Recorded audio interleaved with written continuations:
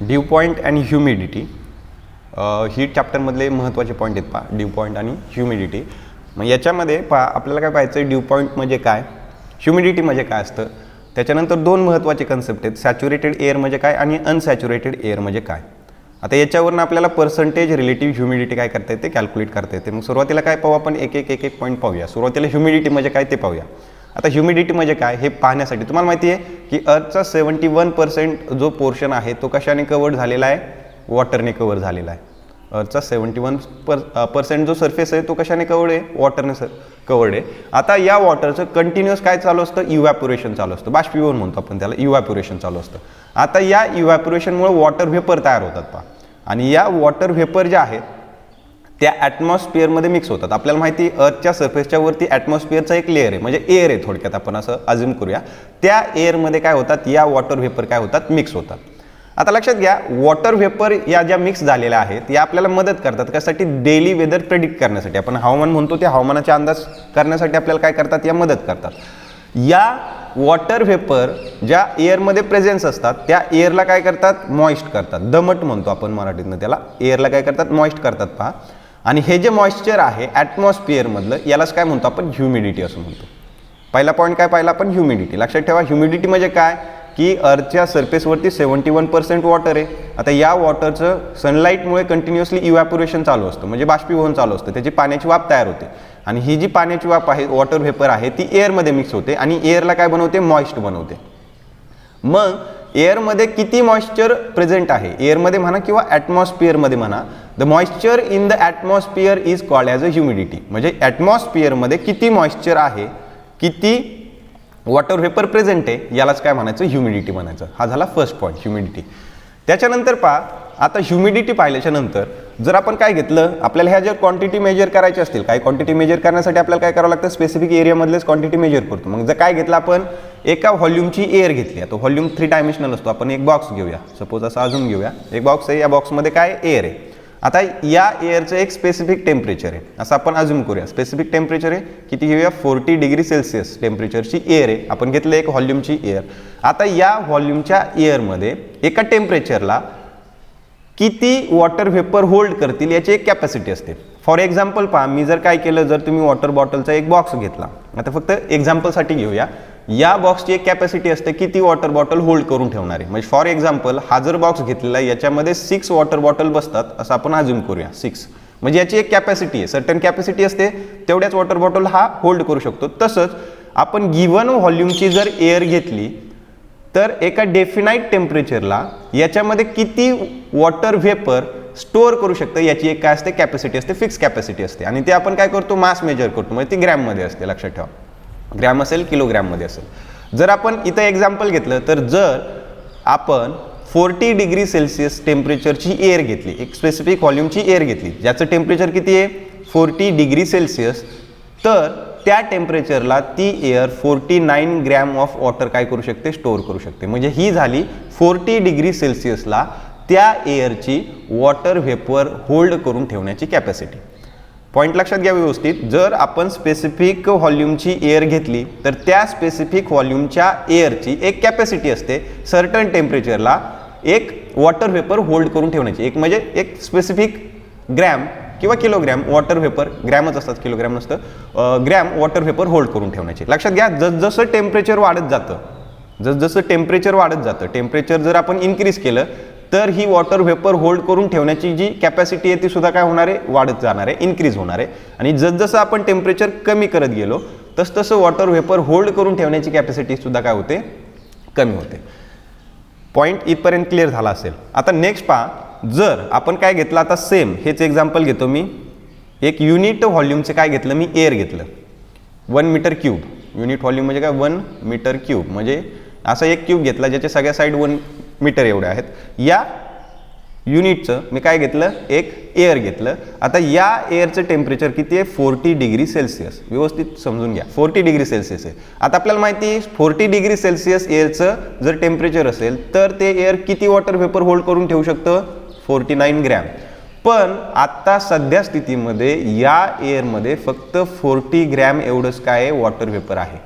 म्हणजेच जेवढी याची कॅपॅसिटी आहे 40 डिग्री सेल्सिअसला वॉटर व्हेपर होल्ड करून ठेवण्याच्या, तेवढ्या कॅपॅसिटीने इथं वॉटर व्हेपर होल्ड करून ठेवलेले आहेत काही एअरने नाही आहे. मग अशा एअरला काय म्हणायचं? Unsaturated air. याला काय म्हणायचं? अनसॅच्युरेटेड एअर असं म्हणायचं.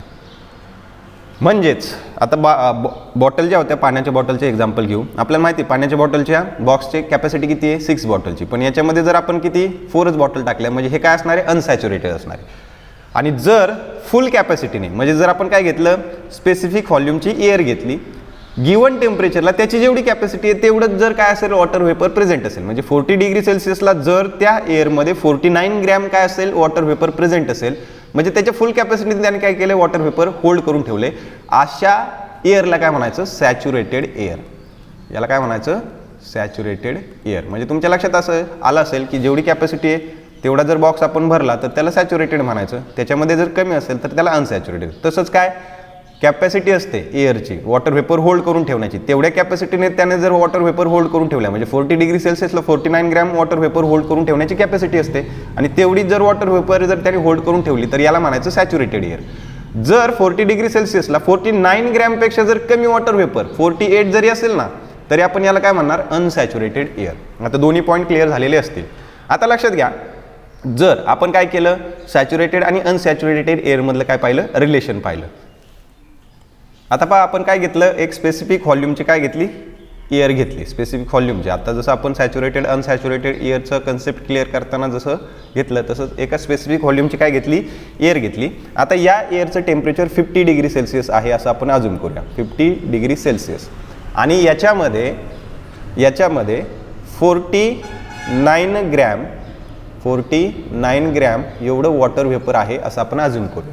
आता 50 डिग्री सेल्सिअसला जर आपण सॅच्युरेटेड एअर व्हायची असेल, याची फुल कॅपॅसिटी आहे 51 ग्रॅम असं आपण अजूम करूया. एक्झॅक्ट नाही आहे पण लक्षात ठेवा, जर 50 डिग्री सेल्सिअसला एअर सॅच्युरेटेड बनवायची असेल म्हणजे 50 डिग्री सेल्सिअसला वॉटर व्हेपर होल्ड करून ठेवण्याची एअरची कॅपॅसिटी किती आहे? 51 ग्रॅम. पण त्याच्यामध्ये किती आहे?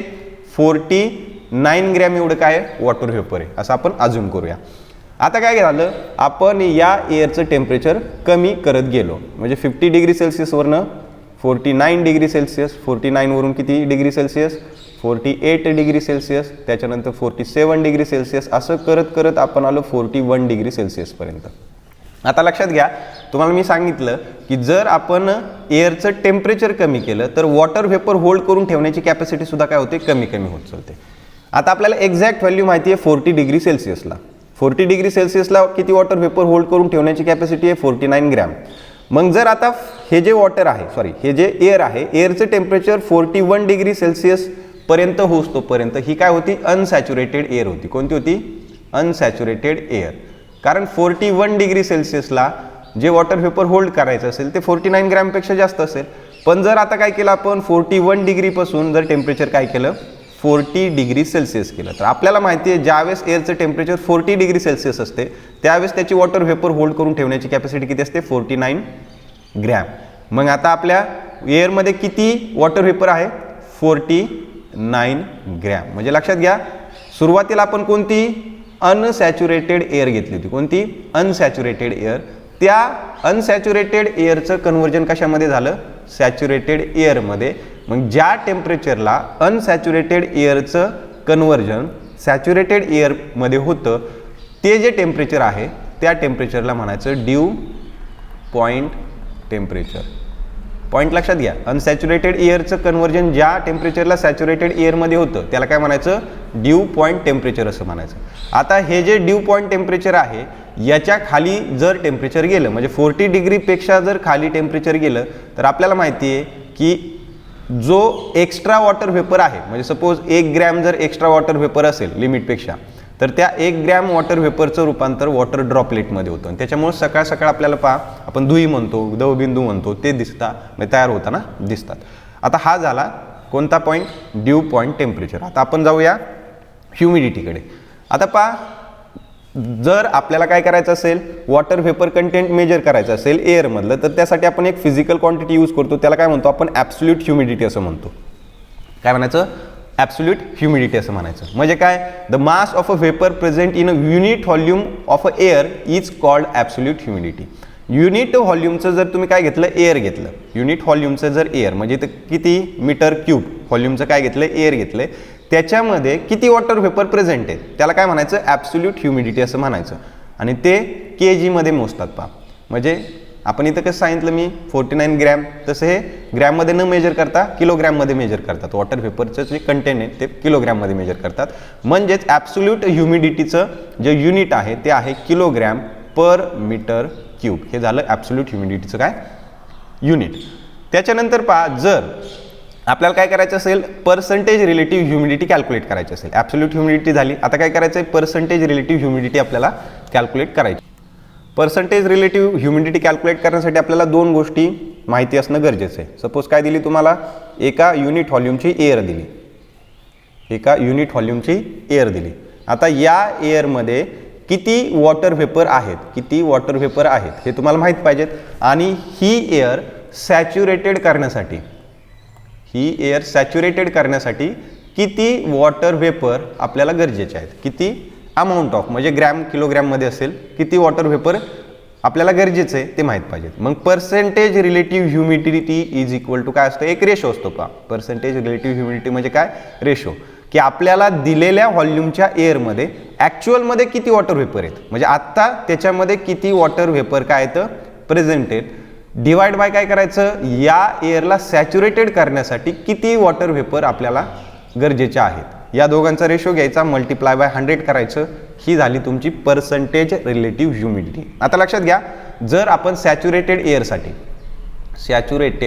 एअरसाठी पर्सेंटेज रिलेटिव्ह ह्युमिडिटी कॅल्क्युलेट केली, म्हणजे आपण असं अजून केलं की या युनिट व्हॉल्यूमच्या एअरचं टेम्परेचर 40 डिग्री सेल्सिअस आहे आणि याच्यामध्ये जे वॉटर व्हेपर आहेत ॲक्च्युअल आत्ता प्रेझेंट त्या किती, तर 49 ग्रॅम आहेत, असं आपण अजून करूया. आता आपल्याला माहिती इथं दिलेल्यानुसार की 40 डिग्री सेल्सिअस जर एअरचं टेम्परेचर असेल तर त्या एअरला सॅच्युरेटेड बनवण्यासाठी आपल्याला 49 ग्रॅम काय लागतं, वॉटर व्हेपर लागतं. आपण काय करणार, ॲक्च्युअलमध्ये आता किती आहे, आपल्याला जर पर्सेंटेज रिलेटिव्ह ह्युमिडिटी कॅल्क्युलेट करायची, ॲक्च्युअलमध्ये किती वॉटर व्हेपर प्रेझेंट आहे, 49 ग्रॅम. म्हणजे हे काय करणार, आपण न्यूमरेटरला घेणार आणि 40 डिग्री सेल्सिअसला हीच एअर सॅच्युरेटेड करण्यासाठी आपल्याला किती वॉटर व्हेपर गरजेचं आहे, 49, कारण कॅपॅसिटीच तेवढी आहे. मल्टिप्लाय बाय काय केलं, 100.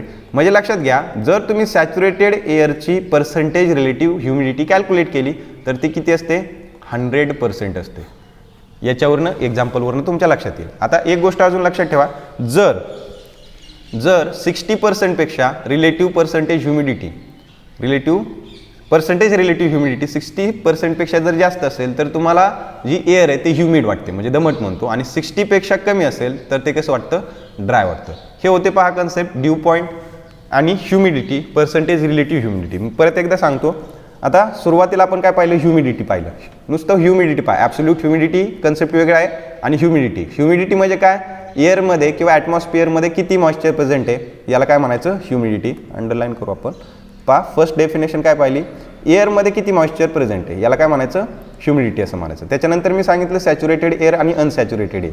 सॅच्युरेटेड एअर म्हणजे काय, तुम्हाला एक स्पेसिफिक व्हॉल्यूमची एअर दिली तर त्याची एक वॉटर व्हेपर होल्ड करून ठेवण्याची कॅपॅसिटी असते. तेवढ्याच कॅपॅसिटी एवढं जर त्याच्यामध्ये वॉटर व्हेपर असेल तर त्या एअरला काय म्हणायचं, सॅच्युरेटेड. आणि त्या कॅपॅसिटीपेक्षा जर कमी असेल तर त्याला काय म्हणायचं, अनसॅच्युरेटेड एअर.